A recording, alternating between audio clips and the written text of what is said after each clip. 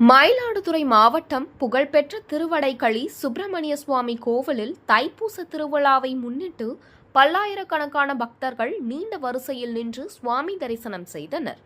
தைப்பூச திருவிழாவை முன்னிட்டு முருக பகவானுக்கு பால், தேன், சந்தனம், விபூதி, பன்னீர், பல்வேறு வாசனை திரவியங்கள் கொண்டு சிறப்பு அபிஷேகம் நடத்தப்பட்டது. மலர்களால் அலங்காரம் செய்து வைக்கப்பட்டு மகா தீபாரதனை காட்டப்பட்டது. தொடர்ந்து பக்தர்களுக்கு அன்னதானம் வழங்கப்பட்டது. வெற்றிவேல் முருகனுக்கு அரோகரா.